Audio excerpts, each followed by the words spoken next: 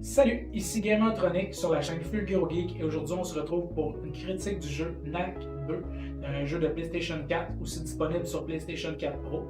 C'est la suite du jeu Knack qui était sorti au lancement de la PlayStation il y a quelques années, mais je ne ferai pas la comparaison des deux parce que malheureusement j'avais pas joué au premier, donc je ne ferai pas la comparaison. J'avais vu des let's play, mais c'est ça, je vais seulement me fier à mon avis de ce que j'ai vu et de ce que j'ai joué de Knack 2.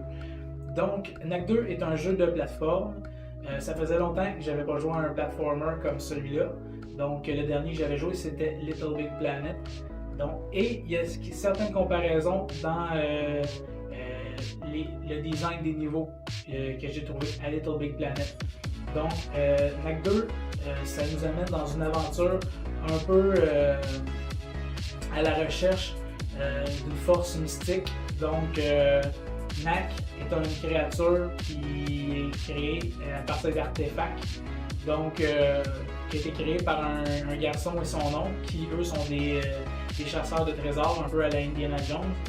Donc, et dans celui-là, ils sont à la recherche de la force qui a fait revivre et régénérer des robots gobelins.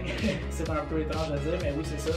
Hein, au début, on commence le jeu, on est dans une ville qui est envahie de gros robots géants et on se demande qu'est-ce qui se passe un peu. Et au fil du jeu, pas très loin dans le jeu quand même, on apprend que c'est ça, c'est des anciens gobelins il y a des millions d'années qui avaient formé des robots pour essayer de détruire la race humaine, faire la guerre à la race humaine.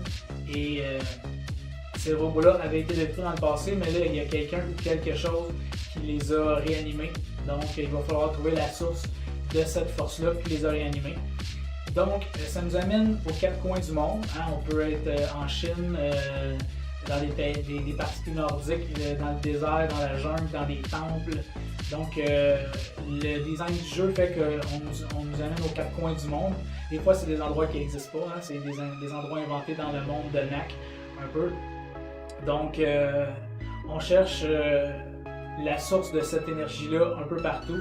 Donc, Knack va aider le jeune garçon et son oncle à trouver et à pouvoir évoluer dans ces environnements-là, parce que souvent il y a des chemins qui sont bloqués, tout ça. Donc, Knack, il faut qu'il trouve une solution pour pouvoir faire passer ses compatriotes avec lui pour pouvoir continuer le jeu.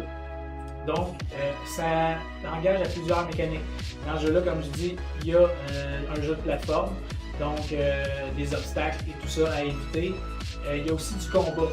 Il y a aussi des puzzles. Donc, c'est un mélange de plusieurs trucs. Donc, je vais commencer un peu par justement le jeu de plateforme. Les environnements, comme je disais, ça me fait penser un peu à Little Big Planet. Et dans ce jeu-là, on ne peut pas bouger la caméra. Dans le fond, on déplace notre personnage, mais on ne peut pas bouger la caméra. Un peu comme dans les anciens jeux à la God of War, où on avait un plan de vue fixe et il fallait faire aller notre personnage à l'endroit où on voulait. Et la caméra, quand elle va tourner, c'est un mouvement qui est déjà planifié dans le jeu. Donc, c'est pas nous qui décidons de tourner la caméra ou pas. De temps en temps, j'étais pas habitué parce que ça faisait longtemps que j'avais pas joué à un jeu comme ça. Même si ça ressemble à Little Big Planet, dans Little Big Planet 1 et 2, parce que j'ai pas joué au 3, j'ai pas joué à celui au PlayStation 4. On est tout le temps sur un plan, dans le fond, à la 2D, même si le jeu est en 3D. Donc, c'est pas le cas dans Knack. Dans Knack, ça arrive souvent qu'on a des puzzles, soit qu'on doit faire face, soit qu'on bouge de face, on voit notre personnage de face et tout ça. Donc, le fait de ne pas pouvoir bouger la caméra, ça a été une petite chose d'adaptation, mais ça n'a vraiment pas été long. Ça m'a pris peut-être une quinzaine, vingtaine de minutes à m'adapter et ensuite, ça allait très très bien. Pour ce qui est du combat, il y a différents types de mouvements qu'on peut faire. On peut faire évoluer notre personnage. On a des points de compétences qu'on peut répartir. À ce sujet-là, dans ce jeu-là, on a 4 arbres de compétences dans lesquels on peut investir des points. Mais moi, j'aurais pas fait ça comme ça. Dans celui-là, le premier arbre de compétences qui est débloqué, c'est l'arbre de vitesse. Et on doit le remplir au complet avant d'unlocker le prochain qui est l'arbre de puissance et ainsi de suite. Donc moi, ce que j'aurais fait plutôt au lieu de faire ça comme ça, je les aurais tous débloqués au début et comme ça j'aurais laissé la possibilité au joueur de personnaliser son personnage pour qu'il puisse jouer de la manière dont il a envie. S'il veut être plus puissant ou plus rapide ou tout ça, Donc il peut le faire, mais là non, les développeurs ont décidé que bon, on commence par la vitesse. Une fois que les pouvoirs de vitesse sont acquis, on peut aller au pouvoir de puissance et tout ça. Donc ben, c'est pas si pire que ça non plus. Dans le fond, ça brise pas le jeu non plus. C'est juste que moi je préfère avoir un peu plus de liberté dans un jeu. Mais ça n'enlève rien que le jeu est quand même assez agréable. Pour ce qui est des puzzles, les puzzles sont pas tellement difficiles.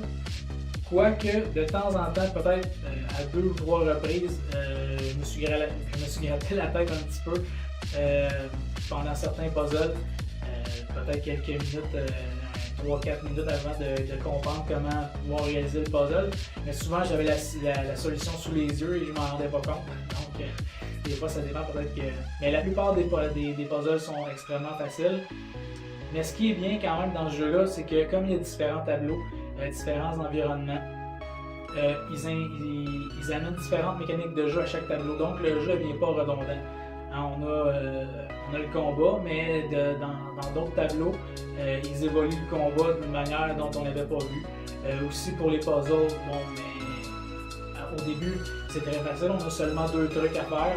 Soit on peut devenir petit, le bébé nac, ou grossir notre personnage, dépendant si on doit passer dans des petits espaces ou escalader sur des petits remparts. Donc c'est ça. Mais au fur et à mesure où le jeu avance, ils impliquent d'autres mécaniques. Donc ça fait une belle diversité au cours du jeu que j'ai trouvé quand même intéressante. Pour ce qui est, il y a une histoire dans le jeu là. Hein, c'est un platformer avec une histoire. Comme je vous dis, un petit peu à la Indiana Jones, mélangé avec un petit peu de fantastique, hein, parce qu'il y a des gobelins, donc on s'entend, c'est pas très réaliste. Et le design du jeu fait que c'est un petit peu plus enfantin que le reste des jeux où je suis habitué de jouer, mais le jeu quand même vraiment intéressant, parce que l'histoire et les personnages ont pratiquement l'air d'un film comme de Pixar. Hein, c'est une histoire d'aventure avec des dialogues avec quand même plusieurs personnages qui sont impliqués dans l'histoire. Tout au fil de l'histoire, on rencontre plusieurs personnages qui nous parlent et qui interagissent avec nos personnages. Donc, de ce côté-là, j'ai quand même trouvé ça intéressant. Même si le jeu est un peu plus enfantin, l'histoire était quand même intéressante à suivre. Et j'ai trouvé que le design du jeu était quand même bien fait à ce niveau-là. C'est le fun d'avoir une histoire dans un platformer. Comme je disais, le dernier que j'ai joué, c'était Little Big Planet. Et dans celui-là, l'histoire était plus reliée sur du texte qu'on pouvait lire ou des trucs comme ça. Donc d'avoir une histoire narrative avec des personnages et tout ça, c'est vraiment intéressant. Pour ce qui est du graphisme du jeu, moi j'ai joué au PlayStation 4 Pro. Le jeu, j'ai pas senti qu'il y avait de lag ou quoi que ce soit. Il y a une très belle fluidité. Donc le jeu, il y a vraiment des beaux graphismes. Encore là, comme je vous dis, c'est un jeu qui a l'air encore un peu plus enfantin, mais quand même les designers ont quand même fait les environnements de façon à ce qu'on n'ait pas de redondance et aussi à ce qu'il y ait une belle variété dans l'environnement, à ce qu'on soit attiré visuellement par le jeu. Donc de ce côté-là, l'imagerie du jeu est vraiment belle. Pour ce qui est, comme je disais, du design des levels, il n'y en a pas un qui est pareil. Au début, on commence dans une ville, ensuite on va dans un endroit qui est plus forêt, montagneux, à un moment donné on se retrouve dans le désert, à un moment donné on se retrouve dans un temple, à un moment donné on se retrouve dans un endroit où ça a l'air vraiment plus futuriste avec des trucs avec des protections laser, à un moment donné on se retrouve dans un musée, dans une ville, en Asie. Donc le jeu nous transporte vraiment partout. Donc ça, j'ai vraiment trouvé ça aussi intéressant, qu'il n'y ait pas de redondance à ce niveau-là, parce que des fois, peut-être qu'il aurait pu décider d'avoir de se tourner les pouces et juste de dire, bon, on va faire du copier-coller un peu, réutiliser les mêmes assets un peu partout. Mais non, ils ont vraiment fait un beau travail de ce côté-là. J'ai vraiment l'impression, justement, par rapport aux critiques que j'avais eues du premier, qu'ils ont vraiment écouté les joueurs et qu'ils ont vraiment donné une meilleure expérience de jeu sur le deuxième. Donc c'est vraiment un jeu que j'ai apprécié, pas tellement cher non plus, environ je crois qu'il est 49$, je sais pas, là, ça fait quelques jeux que PlayStation décide de lancer à ce prix-là, peut-être qu'on s'en va vers un retour à certains bons jeux à moindre coût. Au lieu de payer 69$, on a eu Uncharted Lost Legacy qui était 49$, on a celui-là qui est 49$, il y a eu Hellblade et tout aussi, mais celui-là il a été lancé sur toutes les plateformes à un prix moins, donc peut-être qu'on est dû à un retour à des jeux un peu moins coûteux. mais qui sont quand même tout aussi bien faits, tout aussi intéressants, des fois peut-être un peu moins longs. Au lieu d'avoir une durée de vie de 20 heures, on a peut-être une durée de vie de 10 heures. Mais quand même, si l'expérience de jeu est vraiment intéressante, je vois pas pourquoi on se priverait de ces jeux-là. Des fois, ça fait du bien d'avoir des jeux un peu moins chers. Ça fait du bien pour la poche. Donc, c'est vraiment un jeu que j'ai apprécié. Si je pouvais donner une petite note, comme je dis, la plupart du temps, je ne donne pas des notes, mais j'en donne seulement une pour référence. Je donnerais peut-être un 7.5 sur 10. C'est un bon jeu, bon prix, bon design. Donc, si vous appréciez les platformers, ça fait longtemps que vous n'en avez pas joué un bon. Vous avez le goût de jouer à ce genre de jeu-là, et bien achetez-le, ça vaut vraiment la peine. Donc, c'est Gamer Chronique qui vous remercie d'avoir écouté la petite critique et qui vous dit à la prochaine. Bye bye.